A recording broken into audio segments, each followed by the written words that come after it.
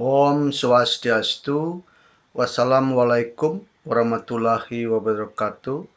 Salam sejahtera bagi kita semua.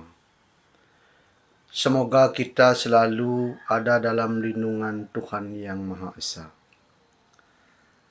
Anak-anak sekalian, kita berjumpa kembali dalam pembelajaran daring di kelas 11 semester 1.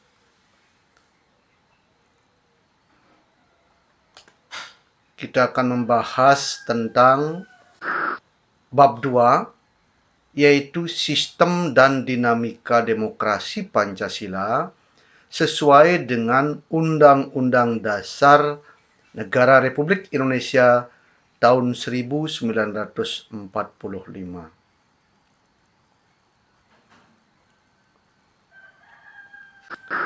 Baik, pertemuan hari ini kita mulai. Tetapi seperti biasa, sebelum kita memulai pembelajaran, tentu di dalam pembelajaran ini ada maksud dan tujuannya. Adapun tujuan pembelajaran kali ini, melalui pembelajaran daring, siswa mampu mengkreasikan sistem dan dinamika demokrasi Pancasila sesuai dengan Undang-Undang Dasar Negara Republik Indonesia tahun 1945 serta mendemonstrasikan hasil analisis tentang sistem dan dinamika demokrasi Pancasila sesuai dengan Undang-Undang Dasar Negara Republik Indonesia tahun 1945. Anak-anak sekalian, terutama bagi yang berasal dari desa, tentu kalian pernah mengikuti atau melihat rapat desa atau rembuk desa. Kalau di Bali namanya sangkep. Nah, ini sebenarnya merupakan perwujudan demokrasi dalam kehidupan sehari-hari. Di mana dalam rembuk desa ini setiap peserta rembuk desa memiliki hak dan kewajiban yang sama, serta berhak untuk mengajukan kritik, saran, pendapat, dan lain sebagainya. Nah, dalam pembelajaran kali ini, kita akan membahas sub C, yaitu membangun kehidupan yang demokratis di Indonesia. Di mana subnya itu kita akan membahas tentang sistem politik demokrasi Pancasila. Yang kedua, pelaksanaan demokrasi Pancasila dalam kehidupan sehari-hari. Serta yang ketiga, menampilkan perilaku budaya demokrasi dalam kehidupan sehari-hari. Baik, yang pertama kita akan awali dengan sistem politik demokrasi Pancasila. Sistem politik demokrasi Pancasila merupakan sistem politik yang harus menghargai nilai-nilai musyawarah.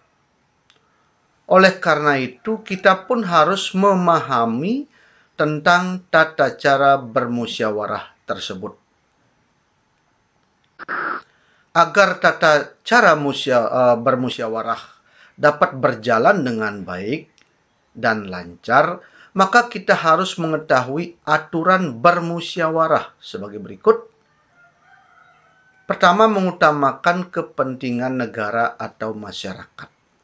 Jadi dalam bermusyawarah, kita jangan mengutamakan kepentingan pribadi atau golongan atau kelompok.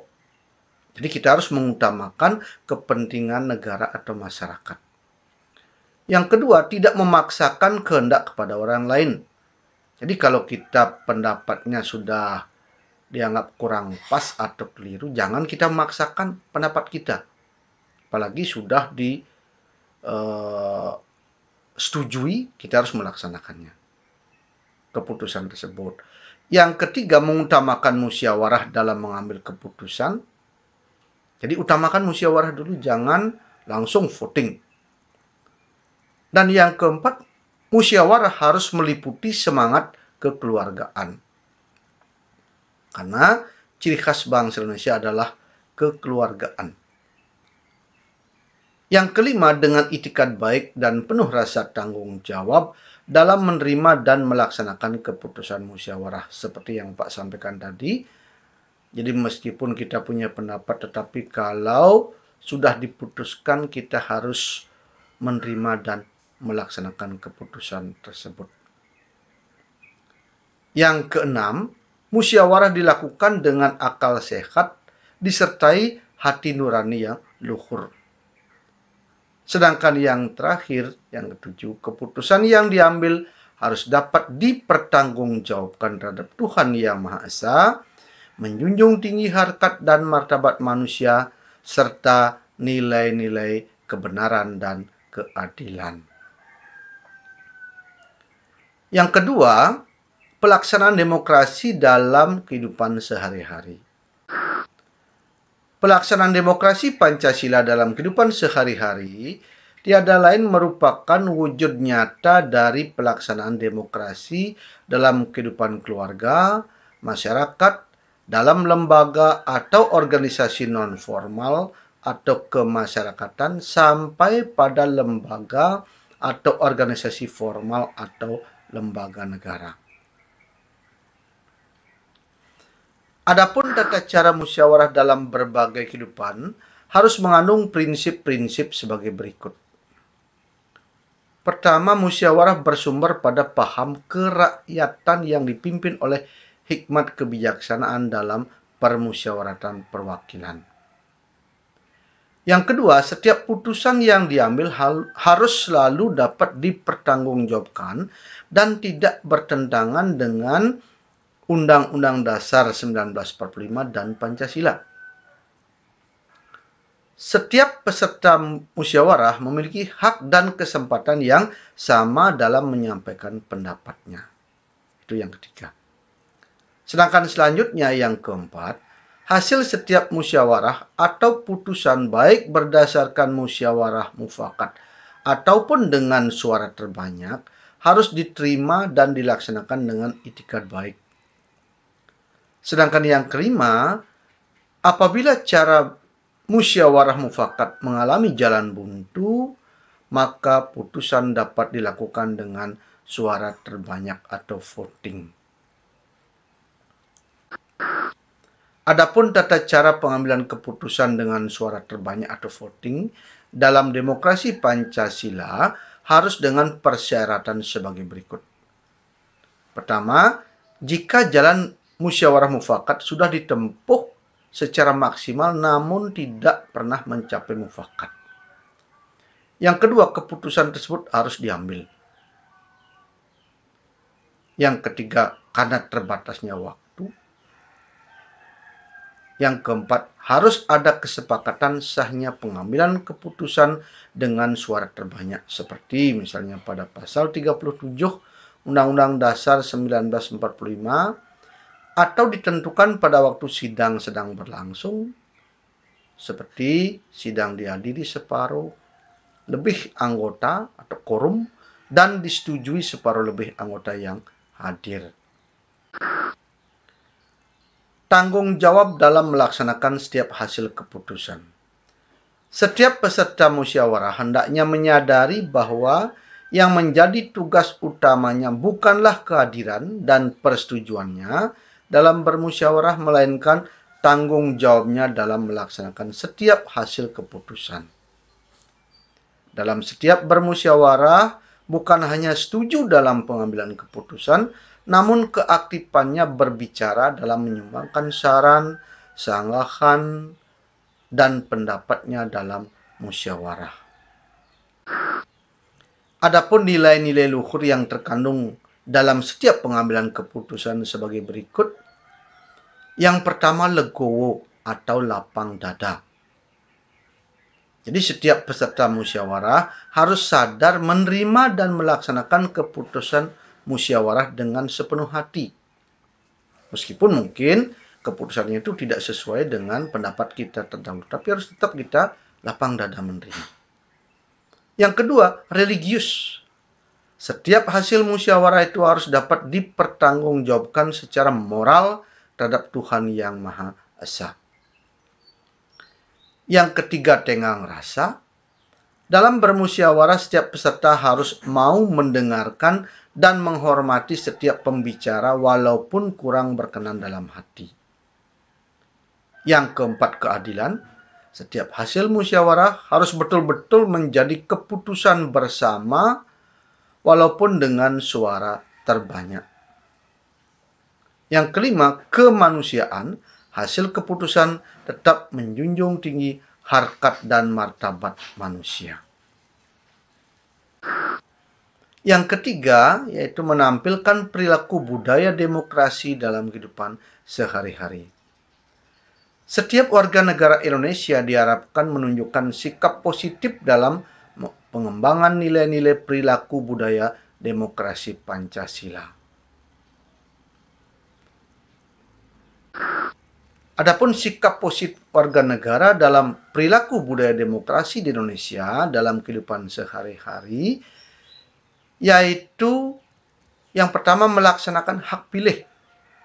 Jadi hak pilih ini meliputi hak untuk memilih atau hak untuk dipilih dalam pemilu dan menjauhkan diri dari sifat golput.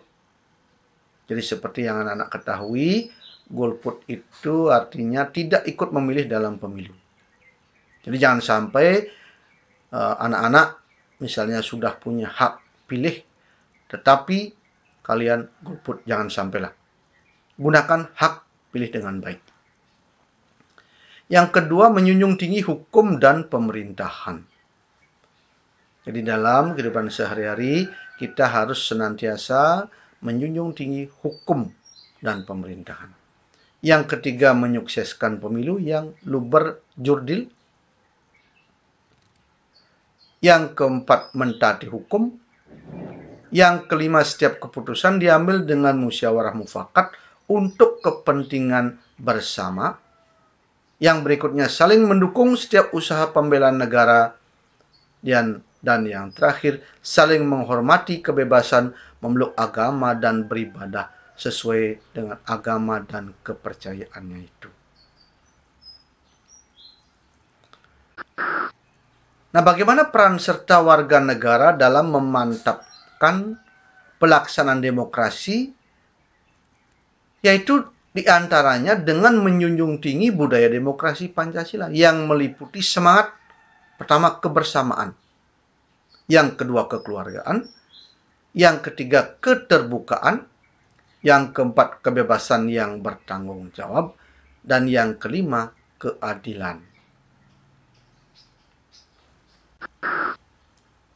Adapun tanggung jawab kita sebagai warga negara, termasuk anak-anak, dalam pelaksanaan demokrasi Pancasila, di antaranya yang pertama, menjunjung tinggi kedaulatan rakyat, karena di negara kita yang didasarkan pada demokrasi Pancasila, kekuasaan tinggi ada di tangan rakyat.